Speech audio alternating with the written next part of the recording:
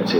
পল্লবীর একে বিল্ডার্স নামে একটি একে বিল্ডার্স নামে একটি আবাসন নির্মাণ প্রতিষ্ঠানের মালিক মোহাম্মদ কাইয়ুম আলী খানের ছেলে আমিনুল এহসান জানান, 3 সপ্তাহ আগে জামিল নামে এক ব্যক্তি তার বাবার কাছ থেকে 5 কোটি টাকা চাঁদা দাবি করে।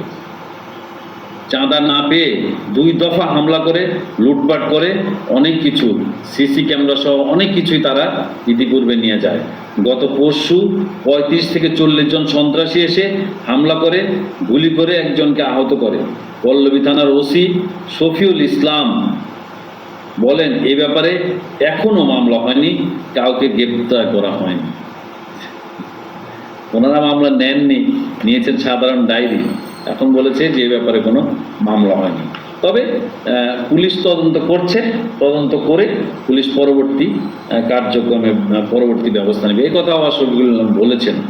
ঘটনা গুরুত্ব সহকারে তদন্ত করা হচ্ছে, গুরুত্ব দিয়ে তদন্ত করছেন, তারা অনেক গুরুত্ব দিয়েছেন।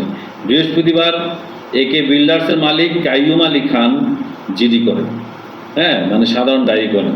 জিডিতে তিনি বলেন, 27 জুন প্রথমবার তারা হামলা করে, 4 জুন দ্বিতীয়বার হামলা করে এবং 11 তারিখে তৃতীয়বারের মতো হামলা করে। তাদের দাবি তারা 5 কোটি টাকা চাঁদা চায়। তারপরেও পুলিশ সাধারণ ডায়েরি নিয়েছে, মামলা নেয়নি। পুলিশ এই ধরনের চুপ থাকলে কি করে মব সন্ত্রাস শেষ হবে, কি করে নতুন বন্দোবস্ত হবে না?